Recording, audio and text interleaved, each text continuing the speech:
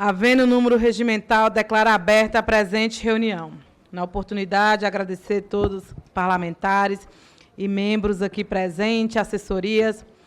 Senhoras e senhores, membros dessa Comissão da Amazônia, Povos Originários e Tradicionais, gostaria de iniciar essa fala dizendo que me oriento tanto em meu mandato de parlamentar individual, quanto no exercício de presidência desse colegiado, pela lisura dos processos fundamentado, primeiro, do trabalho de um agente público político representante do povo, que somos nós, deputadas e deputados. Após a reunião deliberativa do dia 17/10, na qual ocorreu a discussão da votação do PL 4566 de 2023, recebemos o relato de algumas assessorias dizendo que o projeto não constava na pauta publicada no dia anterior.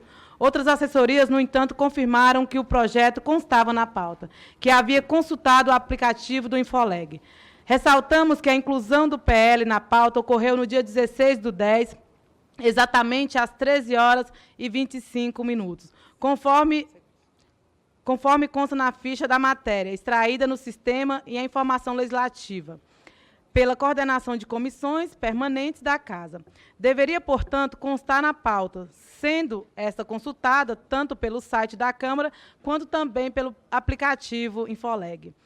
Pela referida ficha da matéria, percebemos a inconsistência nos comandos realizados, logo após o recebimento da matéria pela secretaria dessa comissão. Não ficaram registrados a designação da relatoria e a abertura do prazo de emenda. Essa inconsistência do sistema ocasionou a não publicação dessa fase de tramitação, ordem do dia das comissões.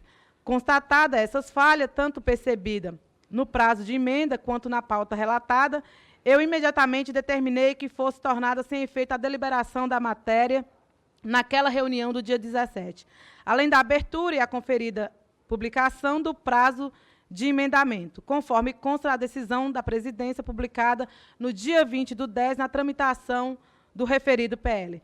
Tais determinação acontece justamente por nossa compreensão de que a falha no sistema, atos essenciais ao processo legislativo, não foram devidamente publicados, prejudicando regimentalmente daquela votação. A nossa secretaria já relatou o ocorrido aos que nos procuraram e aos responsáveis. Aguardamos retorno e essa presidência seguirá realizando suas atribuições em absoluta consonância ao regime interno e com o princípio de transparência. Assim, declaro aberta essa presente sessão, dedicando essa sessão do dia de hoje também aos grandes enfrentamentos na Amazônia. Essa comissão, cara deputada Gilvanda, caro deputado Ayrton Faleiro, ambos da Amazônia, que tem o compromisso não somente de fazer as diligências, mas, sobretudo, retornar para essa comissão e pensar importantes encaminhamentos em conjunto. Por meio dessa carta, onde foi assinada por vários cientistas, acadêmicos, pesquisadores do meio ambiente, sociedade, do recurso hídrico e mudança do clima, chamando a atenção desta comissão em relação aos possíveis impactos, sobretudo nas dificuldades do trânsito, embarcações, reduzida a disponibilidade do acesso, reduzindo o acesso ao atendimento médico regular, dificuldade do acesso aos centros urbanos da região, logística de diversas atividades econômicas, impacto na atividade pesqueira, doenças da vinculação hídrica, extremos registro de temperatura, atraso no calendário escolar. Precisa, portanto, de um posicionamento urgente também do que tange a nossa responsabilidade enquanto parlamentar. Deixarei essa carta também disponível ao nosso grupo interno de parlamentares, pela importância do que tem também nos cobrado ao posicionamento por nós sermos parlamentares de diversas regiões, mas o que passa na Amazônia é um compromisso de todos os biomas, é um compromisso do parlamento, é um compromisso de todo mundo. Em apreciação, a ata da reunião deliberativa extraordinária do dia 17 de outubro de 2023, no termo do parágrafo único do artigo 5º do ato dessa mesa, de número 123 de 2020. Fica dispensado a leitura da ata. Em votação, a ata. Aqueles que aprovam, permaneça como se acha. Aprovada. Informo que o expediente se encontra disponível para consulta na página da comissão. Passa-se a ordem do dia. Item 1 do requerimento número 85 de 2023, do deputado defensor Estélio Dene, que requer a realização de audiência pública conjunta com a Comissão de Minas e Energia para debater e buscar os devidos esclarecimentos sobre a importação de energia elétrica de Guri, na Venezuela, para o estado de Roraima. Para encaminhar, por favor, deputado defensor, até por 3 minutos.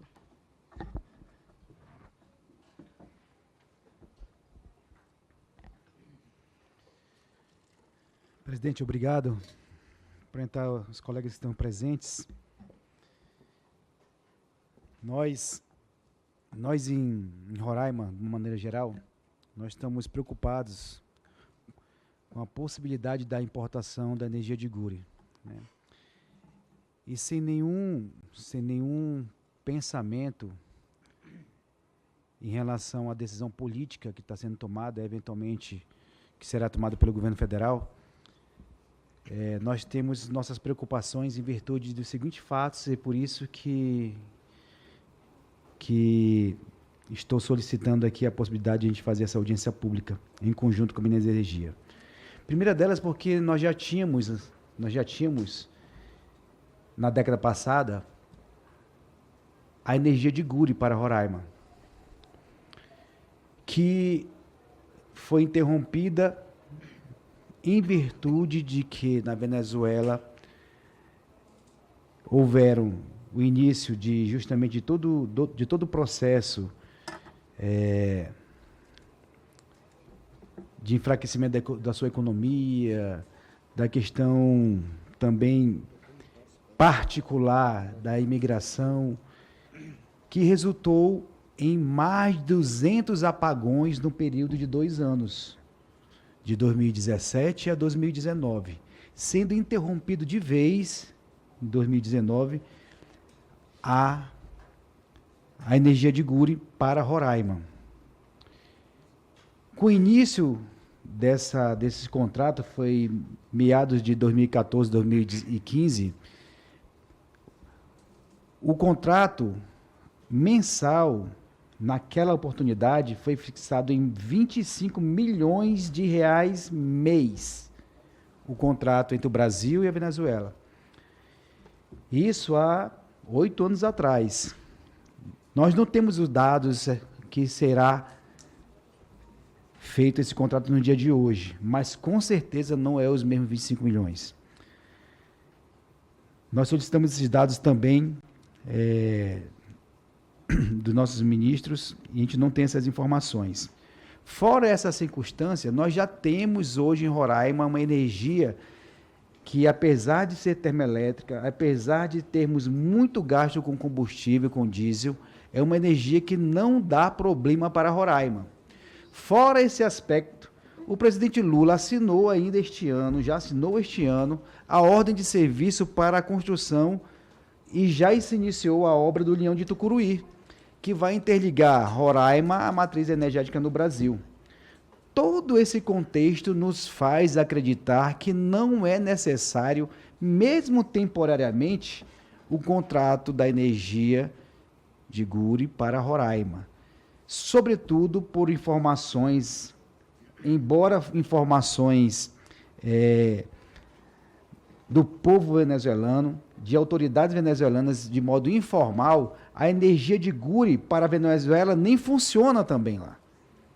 Foi uma outra preocupação nossa, porque nós perguntamos também do governo federal de que se o Brasil vai ficar encarregado, por exemplo, de fazer a manutenção lá, para que o contrato venha a funcionar. Todos esses aspectos, né, agora,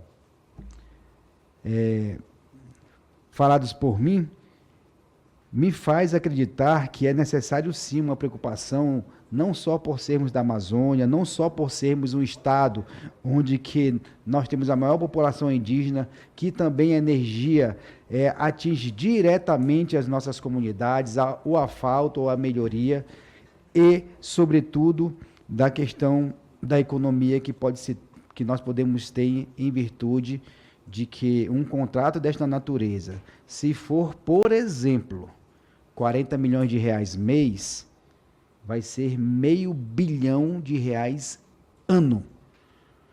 A obra do Leão de Tucuruí, ela está alçada em 1 bilhão e 100 milhões. Ou seja, em 2 anos, nós fazemos o valor total da obra com pagamento de mais de um pouco de R$1 bilhão. Então, com base em tudo isso, solicito a venha dos colegas também para que a gente possa fazer essa audiência pública e ouvir, e sermos ouvidos também em relação a essa questão da possibilidade de importação ou não da energia de Gurú da Venezuela para o estado de Roraima. Obrigado, defensor. Mais algum deputado deseja encaminhar? Em votação, requerimento. Aqueles que aprovam, permaneça como se acha. Aprovado. Solicito o deputado Ayrton Faleiro para assumir a presidência enquanto votamos o requerimento de minha autoria.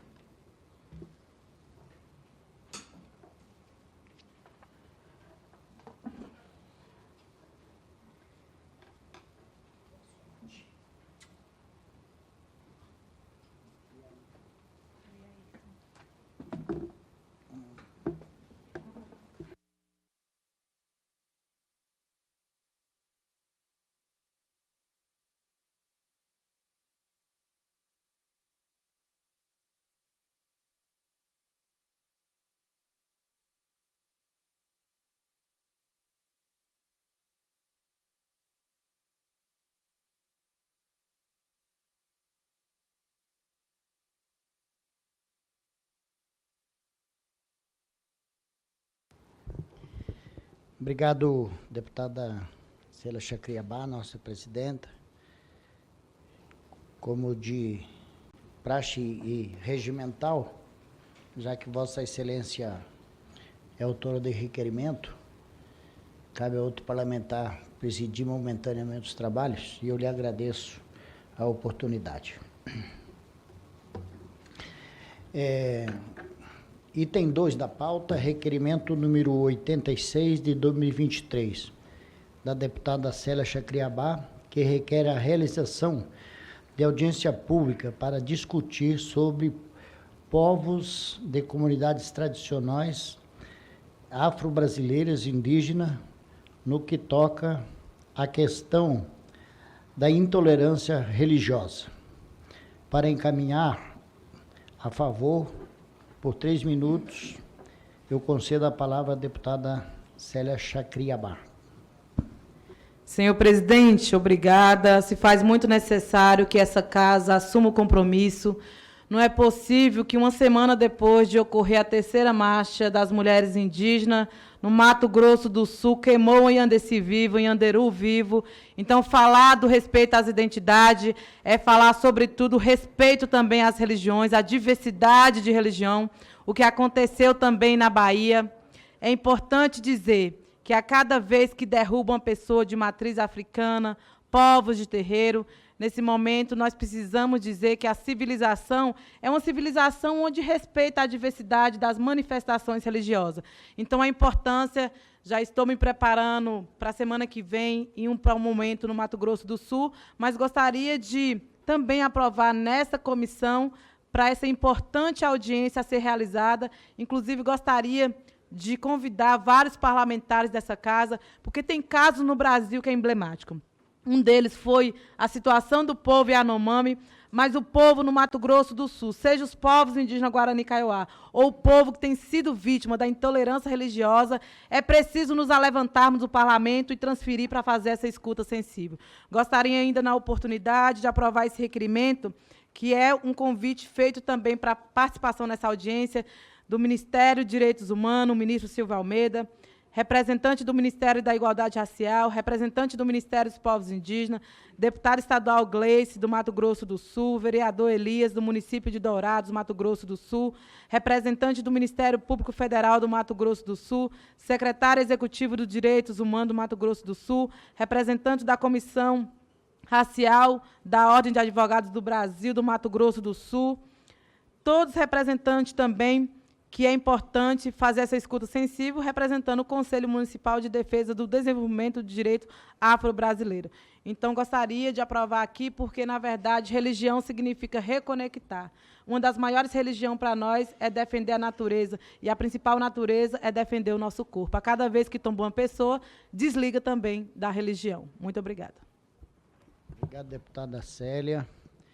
Mais algum deputado gostaria de encaminhar o requerimento?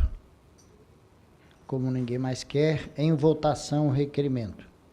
Aqueles e aquelas que concordam com a aprovação, permaneçam como se acham. Aprovado.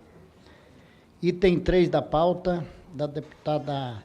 Bom, requerimento número 87 de 2023, da deputada Célia Chacriabá, que requer a realização de visita técnica ao território do povo Terena, de Mato Grosso do Sul, em tempo oportuno, na ocasião da realização da 16ª Assembleia do Povo Terena, com a finalidade de discutir as problemáticas no contexto dos indígenas.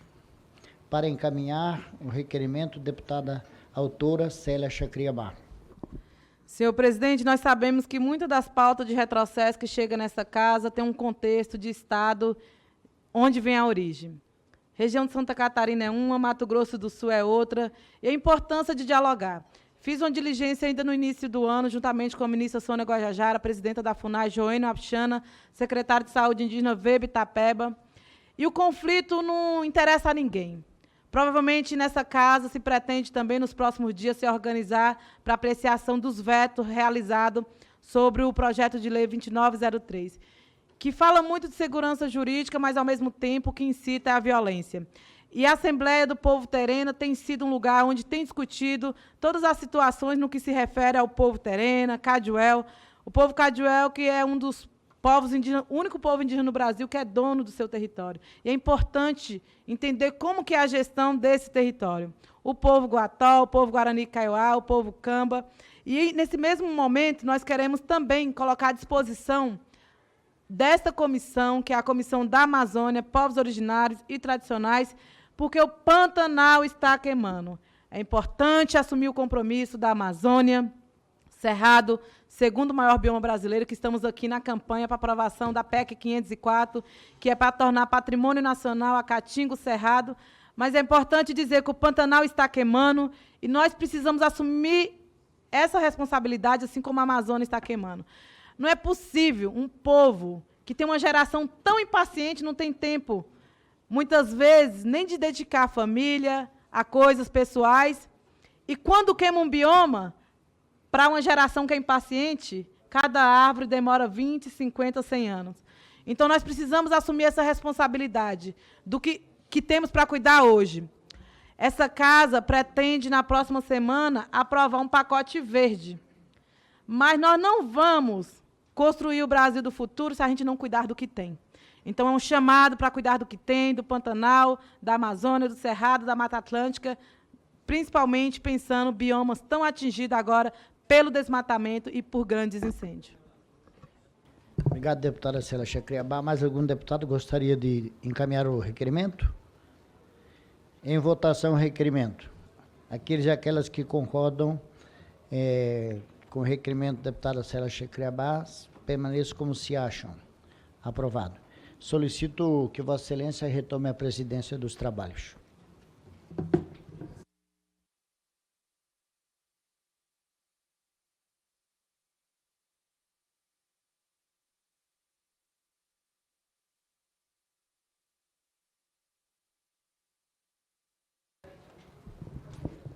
Item 4 do projeto número 4416 de 2021, do deputado Júlio César, que altera a medida provisória de número 2199, de 24 de agosto de 2001, para fixar no prazo a aprovação do projeto beneficiados com incentivos fiscais na redução de reinvestimento do imposto sobre a renda adicionais nas áreas de atuação da Superintendência do Desenvolvimento do Nordeste, SUDENE, e da Superintendência do Desenvolvimento da Amazônia, SUDAM.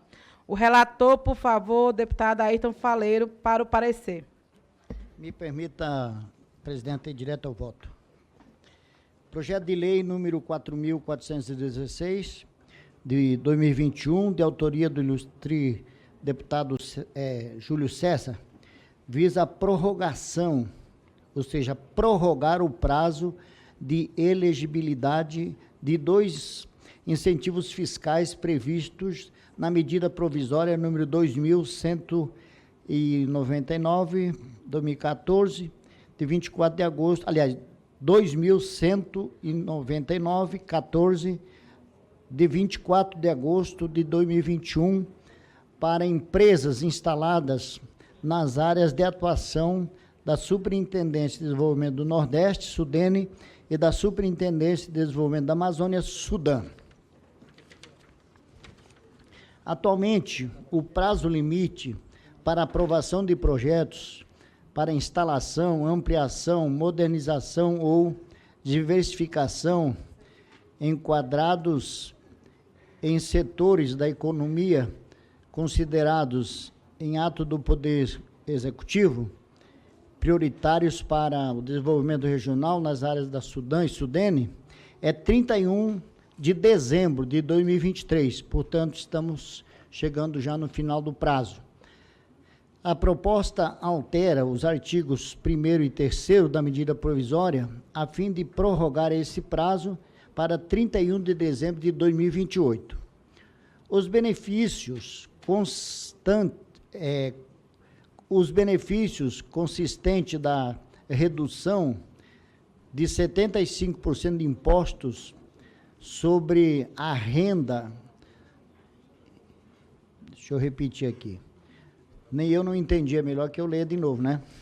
Os benefícios consistem, agora achei a palavra, consistem na redução de 75% do imposto sobre rendas adicionais e na manutenção de depósito no Banco do Nordeste, Banco do Brasil e Banco da Amazônia, para reinvestimento de 30% do valor devido pelos referidos empreendimentos, calculados sobre o lucro da exploração acrescido de 50% dos recursos próprios. O projeto foi aprovado na Câmara dos Deputados e, posteriormente, aprovado também no Senado com uma única emenda. A emenda única estende o incentivo fiscal de redução de impostos sobre a renda e adicionais à renda de atuação da Superintendência do Desenvolvimento do Centro-Oeste, a SUDECO. No âmbito dessa comissão, considero importante destacar a intempestividade da emenda, ou seja, fora de tempo, pois, embora a proposta deliberada no Senado Federal seja de relevância, acreditamos que, neste momento, ela se demonstra contraproducente, tendo em vista que o planejamento financeiro orçamentário do governo federal, o qual foi discutido e aprovado no Congresso Nacional, mais notadamente com a aprovação da PEC da transição, da reforma tributária e do arcabouço fiscal, não contemplou a inclusão da SUDECO para fins de recebimento deste incentivo. Nada impede de, em um outro momento, com o devido planejamento, estudo, analisando se toda a região, repetindo aqui, nada impede, em outro momento, com o devido planejamento e estudo, analisando se toda a região do Centro-Oeste ou apenas alguma sub-região com maior desigualdade regional e social deve ser incluída. Contudo, acreditamos que na matéria ora analisada não cabe a pretendida inclusão.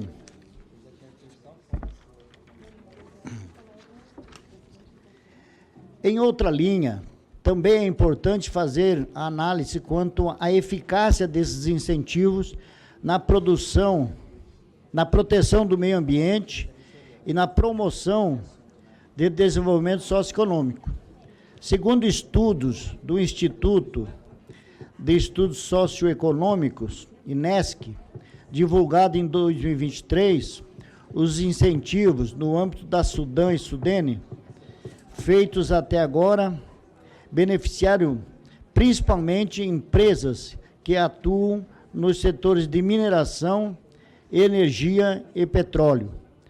Dos 42,3 bilhões em isenções distribuídos, 22 bilhões, ou seja, 54%, foram direcionados para 3 setores. A pesquisa questiona ainda os efeitos econômicos e sociais dos programas, ressaltando os seus impactos ambientais negativos, reforçado o padrão de exploração de recursos naturais concentrados nas regiões Norte e Nordeste, em especial na Amazônia brasileira.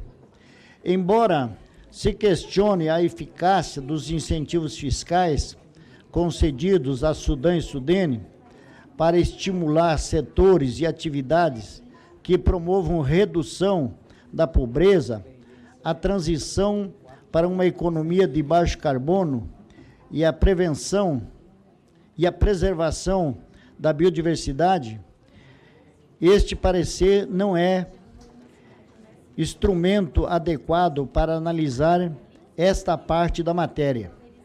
Isso se deve ao fato de que a prorrogação do prazo para essas regiões já foi aprovada tanto na Câmara dos Deputados quanto pelo Senado Federal. Portanto, nossa discussão se limita à inclusão da SUDECO como beneficiária deste incentivo. Contudo, utilizando os exemplos mencionados como referência, acredito que a inclusão da SUDECO, sem a correção das distorções históricas desses incentivos, não está alinhada com o objetivo do legislador de promover o desenvolvimento regional e a redução das desigualdades, ao mesmo tempo em que se cumpre os compromissos do Brasil com o Acordo do Clima das Nações Unidas. Desse modo, diante do alto impacto ambiental causado pelos incentivos fiscais nas regiões Norte e Nordeste, e considerando ainda que não foram comprovados os resultados socioeconômicos positivos dos projetos da Sudam e Sudene, não seria adequado a extensão desse incentivo à SUDECO, sem um plano estratégico mais abrangente, que contemple a diversidade natural,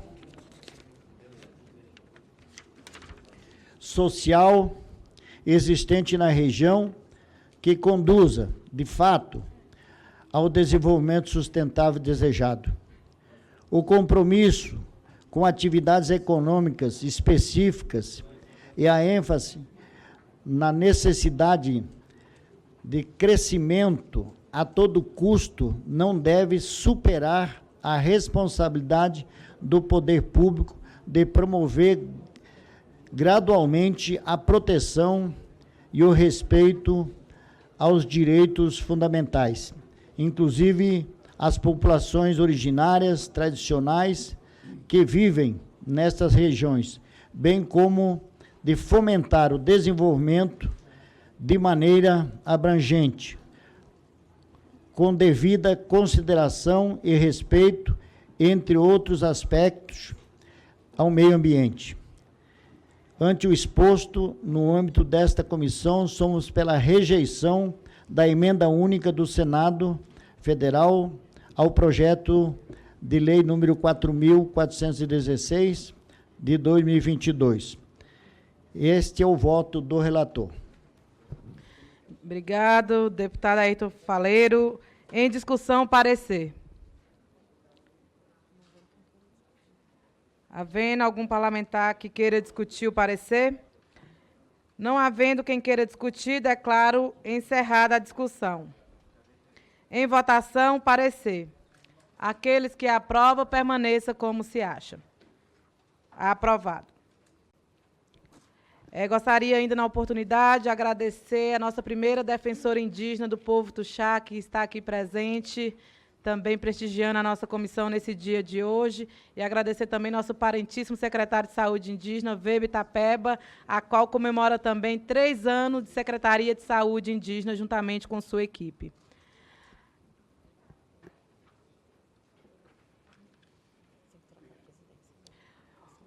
O próximo item é de minha autoria, portanto, solicito ao deputado Ayrton Faleiro para presidir essa comissão.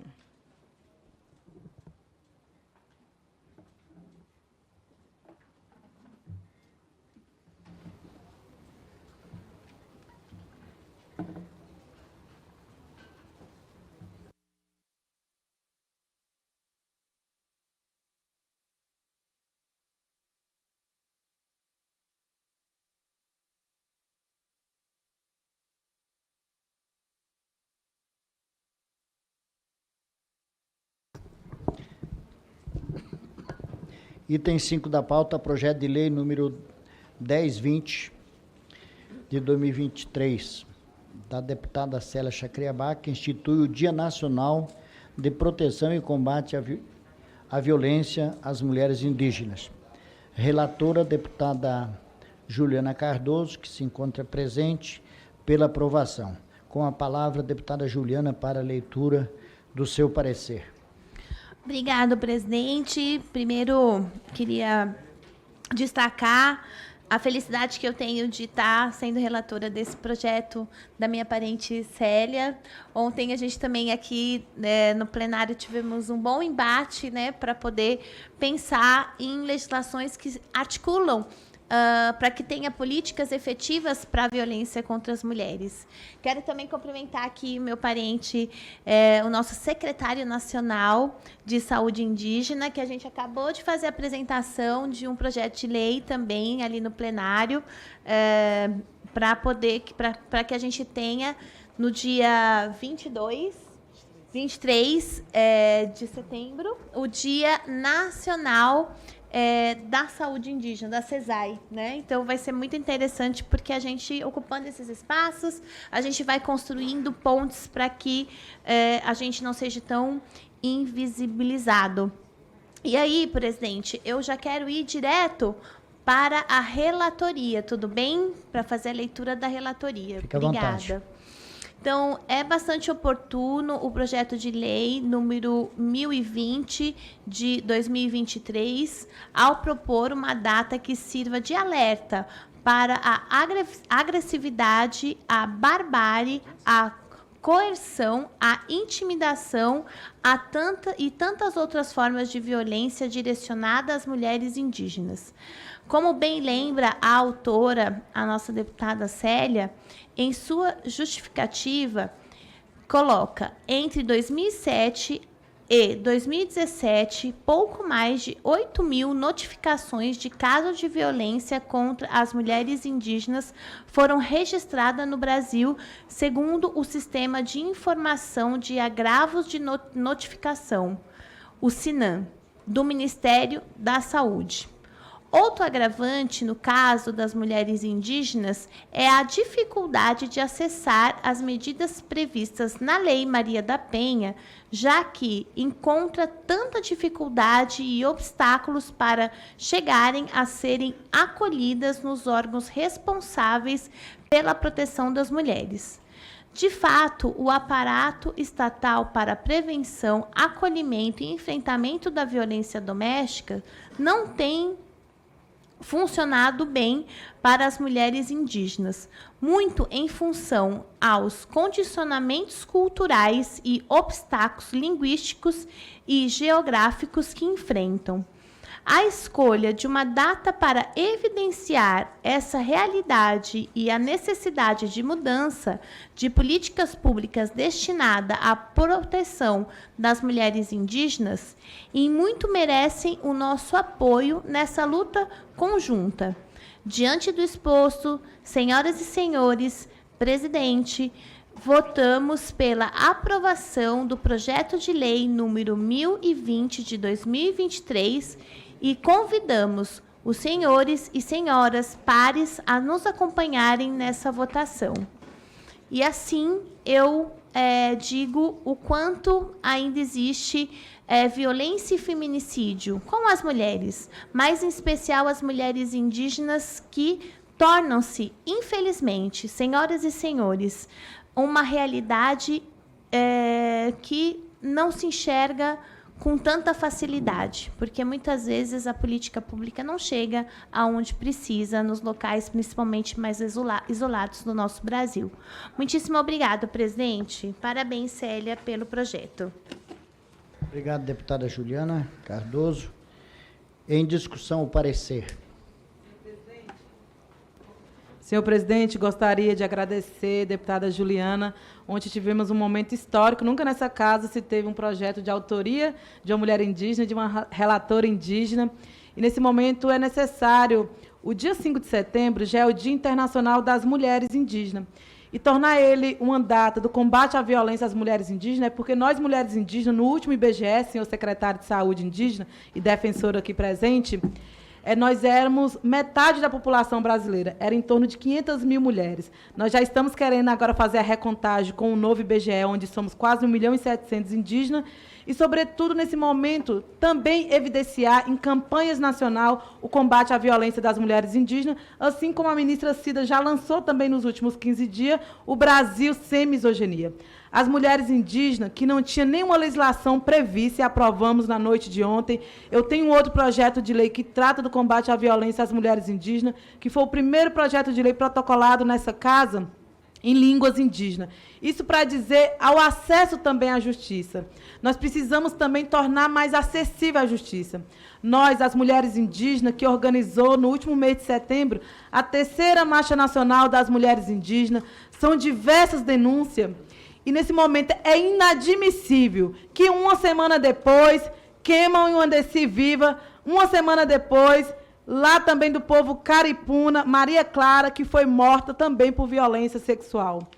Nós acompanhamos diversas regiões onde as mulheres indígenas ainda é vítima desse crime brutal, sobretudo ao feminicídio. Nós precisamos evidenciar, porque as mulheres indígenas já não suportam mais ser tombadas desde a época da invasão, onde as mulheres indígenas foram brutalmente violentadas. Nessa semana, senhor secretário, nós acabamos de aprovar um pacote de 17 projetos de lei, sobretudo no combate ao câncer do colo do útero, também prevendo cirurgia para aquelas mulheres que foram vítimas do câncer de mama, porque entendemos também que as mulheres, muitas das vezes, quando elas estão nesse processo, elas ainda estão sofrendo outros tipos de violência. Então, essa casa está comprometida com a pauta de mulheres, mas, sobretudo, para estar comprometida com a pauta de mulheres, nós queremos avançar para mais de 91 parlamentares e que seja, pelo menos, paritária. É por aqui que a gente começa o combate à violência, também no compromisso de pensar legislação e evidenciar o combate à violência às mulheres indígenas. Obrigada, deputada Célia. Não havendo mais quem queira discutir, declaro encerrada a discussão. Em votação, o parecer da relatora. Aqueles e aquelas que concordam com o parecer, permaneçam como se acham. Aprovado. Convido a deputada Célia Chacriabá para presidir o encerramento da nossa reunião.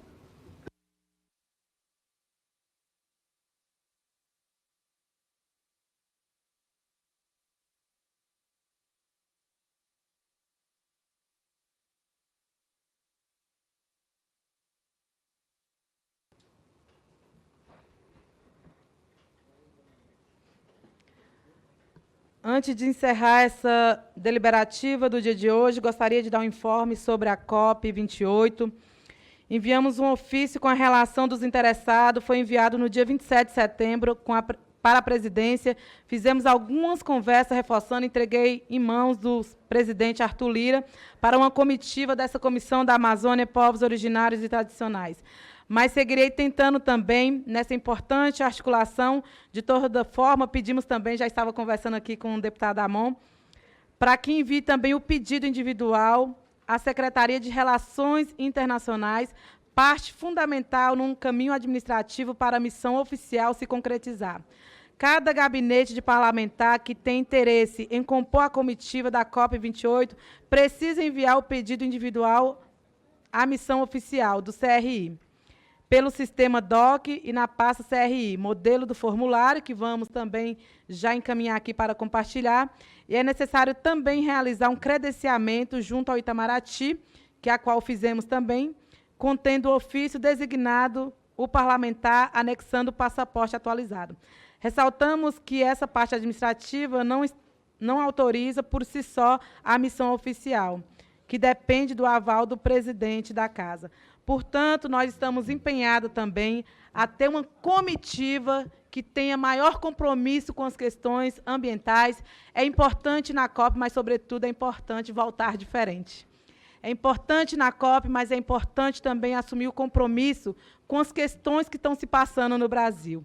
Entendemos que a COP, que está para ocorrer também no Brasil, é uma oportunidade para se aproximar também das pautas de povos e comunidades tradicionais. Portanto, não havendo mais nada a tratar, declaro encerrada a presente reunião, antes convocando a reunião de audiência pública para debater o tratamento de povos indígenas no contexto encarceramento, que vai ser logo mais, após essa deliberativa, neste mesmo plenário. Mais uma vez, agradecer a presença de todos os parlamentares. Essa comissão sempre esteve em funcionamento, dificilmente não dá quórum, pessoas muito presentes. E, mais uma vez, agradecer a nossa primeira defensora indígena, que não queremos ser a primeira, não queremos ser a última, e nosso secretário de Saúde, aí, que está percorrendo o Brasil nessa missão tão importante, juntamente aos povos indígenas, juntamente com sua equipe aqui presente. E a companheira Juliana, pelo importante projeto aprovado no dia de ontem, que trata da alteração da legislação no combate à violência às mulheres indígenas. Muito obrigada. Está encerrada a reunião.